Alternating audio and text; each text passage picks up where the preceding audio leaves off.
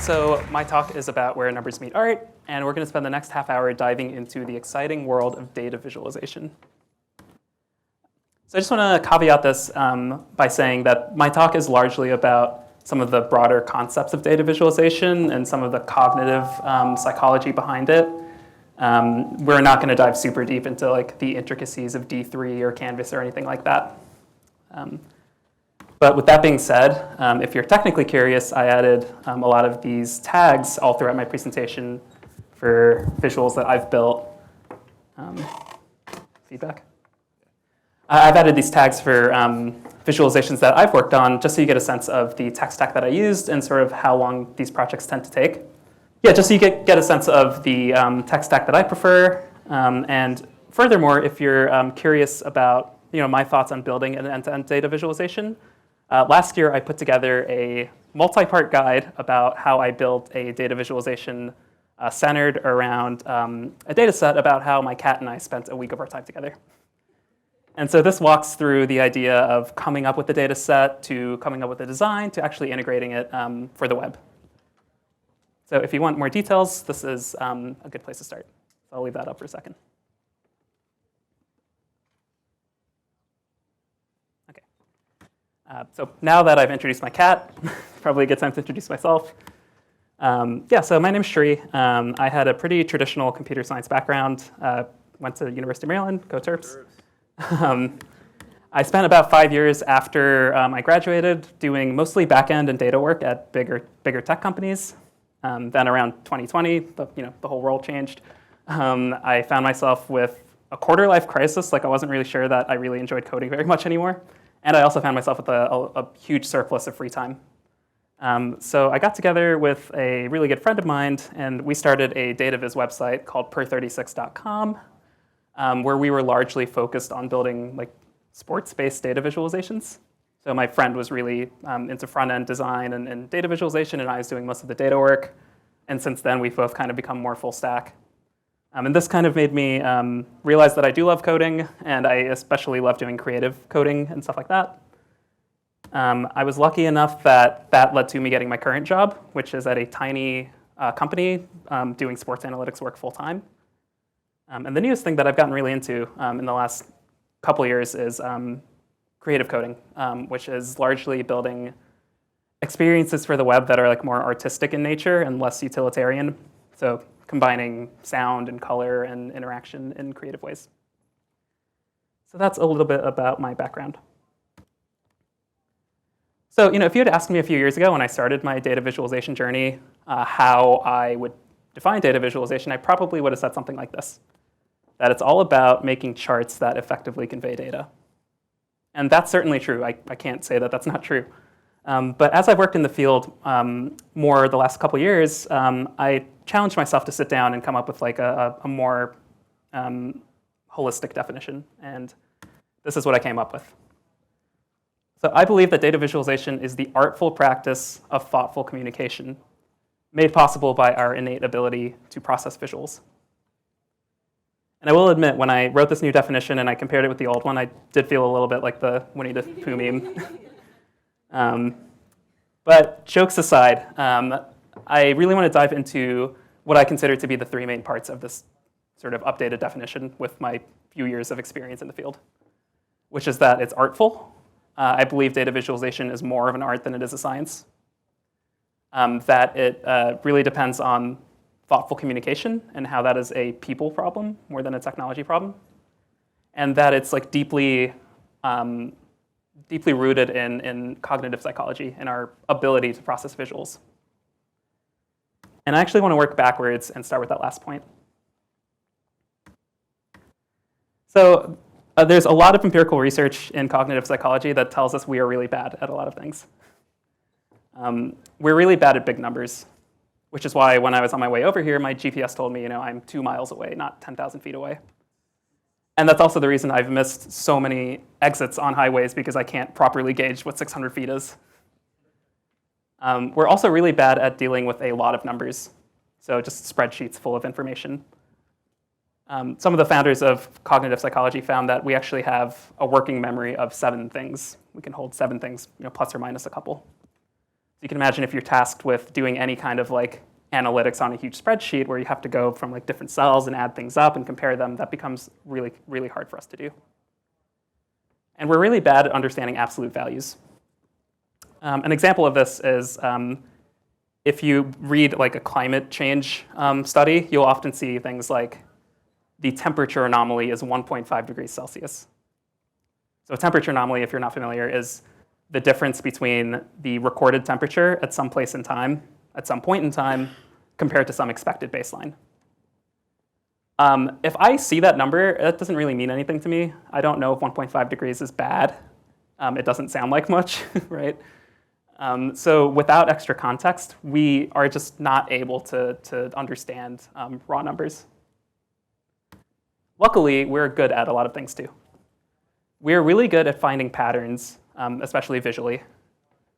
3M Corporation, who is the company behind Post-it notes, did an independent study that found that we process visuals 60,000 times faster than text. And a lot of this is thought to be evolutionary. You can imagine our ancestors thousands of years ago needed to be able to tell that a tiger was coming at them from far away. So it's cool that we can kind of hack into that. We're really good at understanding causal relationships, almost to a fault, right? We start to assign causality to things that don't really have it. And we're really good at understanding relative values.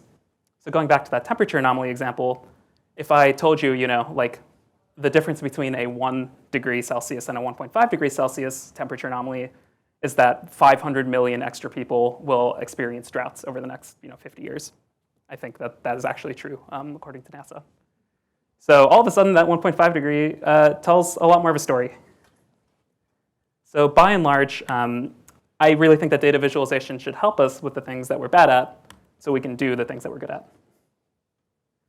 And I want to go through a tangible example of this using sports data. So one of the first projects that my friend and I did on our DataViz website was looking at NBA passing data. So this is essentially, we use the NBA APIs to pull this data. And this represents how much, over the course of 1 year, how players on a team pass the ball to each other. So the way to read this is that each row here represents a pair of players. The first column is the passer, and the second column is the receiver of the pass. And the third column is the number of passes in that connection. And all the other columns are kind of just outcomes of those passes that we don't have to worry about. So we went through a few iterations and a few design ideas, and ultimately what we settled on was this type of visualization, which is called a chord diagram. And the way to read this is that all of the players are laid out around the circumference of the circle, and between each pair of players there is a connection. And so if we look at that connection there between the player on the top, Dwight Powell, and the player on the bottom, Luka Doncic, we can see it's thicker on the top at Dwight Powell's side and a little thinner on Luka Doncic's side. And that means that Dwight Powell passed the ball more to Luka Doncic than vice versa. And as we were building these types of visualizations, we noticed that there is a tension between being really precise with how we communicate data and encoding a lot of volume and making it really easy to find patterns, like the chord diagram. So for example, if your goal was to find out who the player on the team is that passes the ball the most, I would be really impressed if you could do that with a spreadsheet. Because if you think about what you have to do, you have to look at each row where some player is the passer and sum up their num passes column, and then do that for every player and then compare them. So not only would that probably take you a few minutes, but it's certainly going to be inaccurate. On the other hand, it's quite easy to do with the visualization. It's just the player that has the biggest arc around the circle. On the other hand, if your analytical goal was to find out how many passes one particular player had to another, I would be equally impressed if you could do that with the chord diagram. You can't. That information is abstracted away by design. But it's very easy to do with the spreadsheet. And so I think certainly I fell into this trap of when I started doing data visualization that I wanted to use these beautiful bespoke visualizations everywhere. But there are use cases where you just want the numbers. For example, if I was getting a medical report, I would not want somebody to try to build some beautiful graph. I just want the numbers. But how can we manage that tension between precision and just a ton of volume of interesting data? One thing that we do where I work now at Cleaning the Glass is we combine different data types. So this here is a data table in that it's like a standard kind of spreadsheet type of visualization. But we also, alongside each metric, added a color-coded percentile value. So that contextualizes each data point, and it gives you kind of an at-a-glance view of what players are good at and how they change over time. So in this case, Steph Curry is good at everything. But there's this one thing that, in the year 2009 that he struggled with a little bit. Another way that you can manage this tension, and this is really a unique advantage of the web, is interactivity. So with the chord diagram here, we made it so that when you hover over a connection, it'll give you all of the more granular information that you're interested in. Okay, so that's a little bit about the psychology of data viz. How do we actually communicate data? So I think to understand this, it's helpful to think about some of the history of data viz.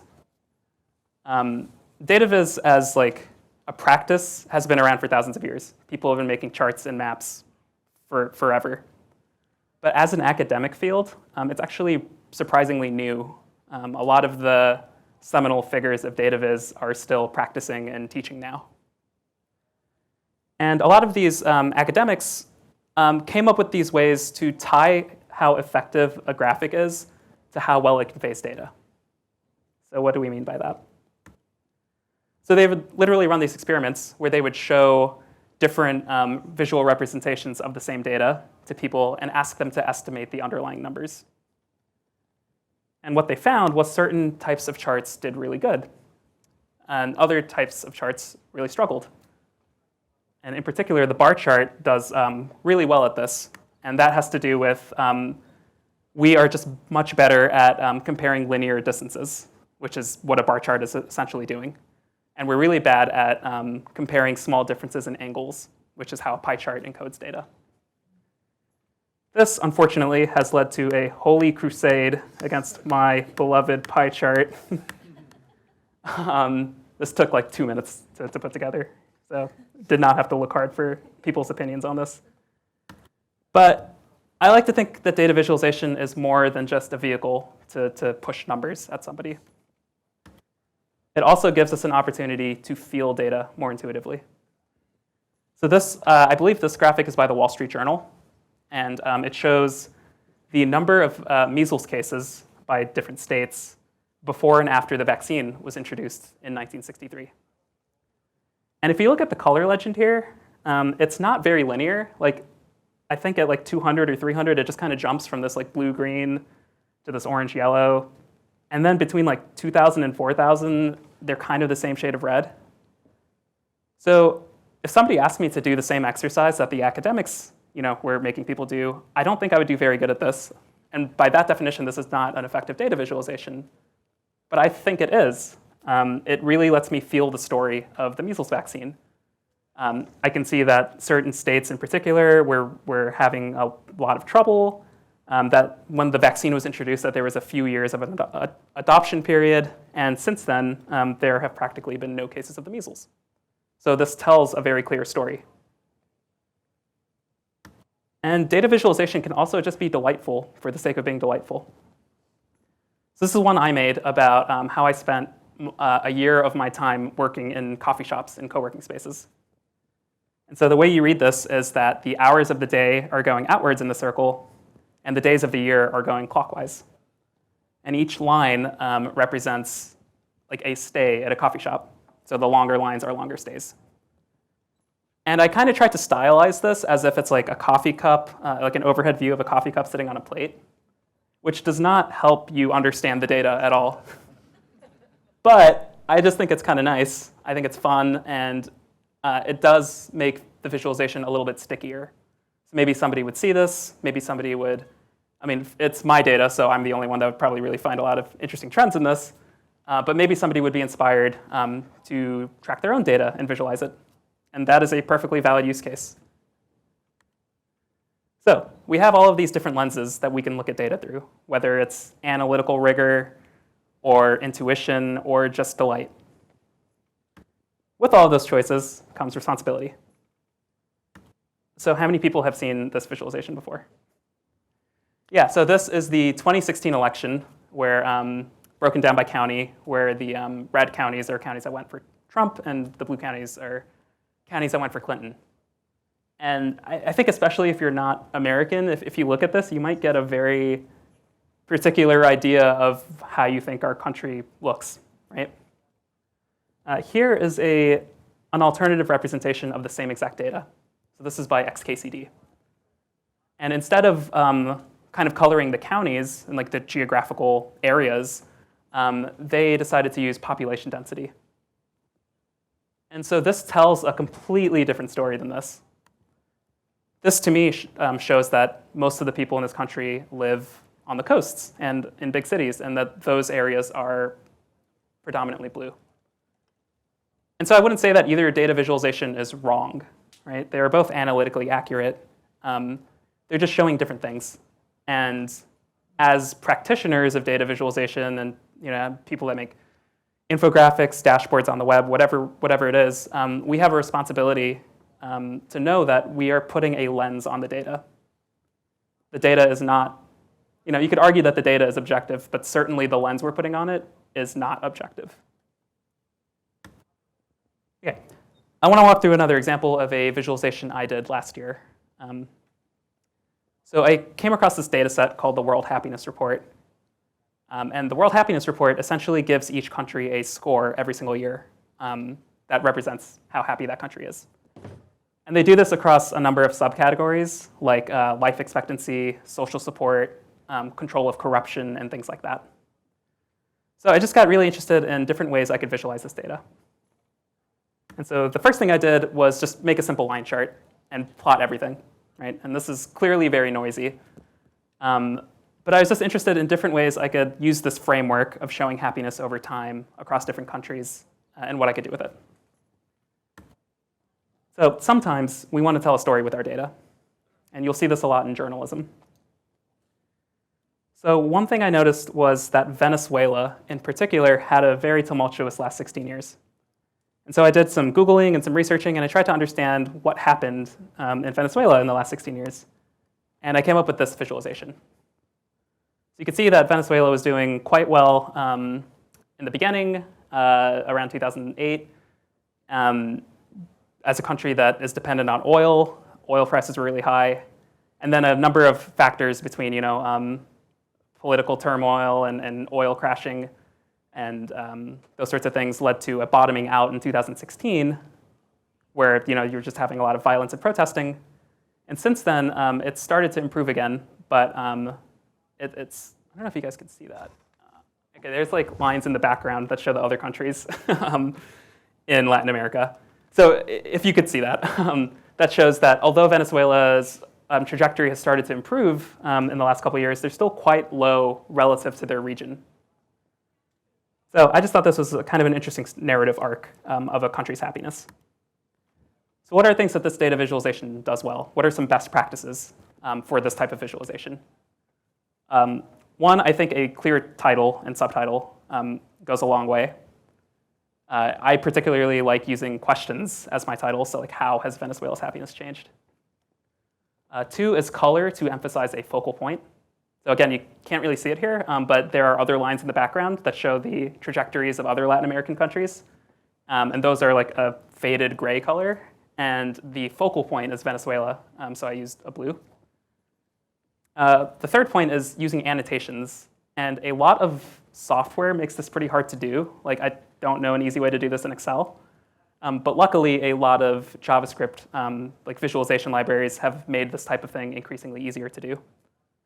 And annotations are great if you can pull them off, because you can imagine, if the narrative arc was like in an appendix below the chart, all of a sudden you're asking the audience to look back and forth, and that's a lot of cognitive overhead. So to the extent that you could fit everything in one chart, that's great. And the last point is limiting excessive detail. So you might have noticed that I don't have numbers on my y-axis, and that might seem like an anti-pattern. But that's a deliberate decision, because unless you're intimately familiar with the World Happiness Report's methodology, you don't really know or care what the difference between a 6 and an 8 is. You only care that Venezuela, relative to other countries, was good or not good. Okay, so that's a very specific type of visualization where we want to find a story, or where we want to tell a story. But sometimes we want to build visualizations to find these stories. So here's my take on that. Again, there are faded lines in the background that you can't see. You can see that they are there because you're hovering over and they tell you the country. So some of the best practices I tried to follow here. The first 2 points are exactly the same, using a clear title. In this case, this is more of a tool, so I called it something that a tool would be called the World Happiness Explorer. I still am using the same colors to emphasize my focal point. The difference is that I made my focal point interactively changeable, right? So instead of being hard-coded to Venezuela, it's abstracted now so that you can change it to be any country you want using that dropdown. And the last thing, and this is really an advantage of the web and interactivity, is I made it so that as you're hovering over the chart, you get the subcategory breakdowns, sort of year by year. So the data and the overall structure of using a line chart was the same, but the goals of finding a story and telling a story were completely different. And so the approaches were slightly different. And the last point here is that I believe data visualization is an art, more than I think it is a science. And with art, it's often a matter of finding the right inspiration. So my friend Rob, who I run the basketball data viz stuff with, redesigned the chord diagram that I showed earlier in this presentation because he wanted to make it clearer who the passers were and who the receivers were. And he was struggling to come up with a design to do that until he came across this visualization on the left. And this is a visualization by a really talented data viz designer named Nadi Bremer. And her visualization shows dialogue in the Lord of the Rings universe. And so Rob saw this and he immediately thought, this is exactly what I was looking for. This is how I can make it clear who the passers and who the receivers are. So 2 totally different domains, right? Lord of the Rings and NBA basketball. But with artistic endeavors, you never know where you're going to find inspiration. And I want to do one more example of a time I found inspiration. So some time ago, I was just browsing my feeds, and I found this CodePen example of a 3D globe by a really talented engineer named Ksenia Kondrashova. She does a lot of really cool WebGL and 3D stuff. And I just took a note of it because I thought this was so cool. It's super playful. You can kind of pick it up and move it around and interact with it. And I thought it had a lot of good potential for a data visualization. If I could find some kind of data set that kind of bins locational data, I was thinking of different ways I could adapt this and use it for myself. So I just kind of sat on that for a month or 2. I couldn't really think of any ideas. And then randomly, I saw this visualization. So this is by a Finnish scientist named Antti Lipponen. And this is showing climate change by region. So the countries are laid around the circle, and it's animating how much worse it's getting over time. So, fun data set. And so I was thinking this would be the perfect data set, right? If I could figure out a way to show climate change using this type of globe, I thought that would be really novel and something I haven't seen before. So I tried to do that. It took a long time and a lot of ChatGPT, but this is what I came up with. So the process here was actually kind of interesting. I had to use 3.js, which I had never used before. And I basically had to write a script to get the latitude and longitude of each of these dots on the globe, feed them into a government API. So the NOAA has an API where you can get temperature anomaly data for any year from 1880 to the present. And then I hooked it all up using Vue.js and animated it. And I added some charts on the side using Vega, which is another chart technology. And the charts on the side kind of show the full picture of the 150-year window, whereas the globe is showing 1 year at a time. So I think the takeaway here is that we tend to think about data as a science and that there is an objective truth and a right or a wrong. But visualization is just as much about people and communicating information. And these types of problems, people problems, require creativity just as much as they require knowing the latest JavaScript library. You need both. Okay, so hopefully I was able to convince you of my new definition. Thank you.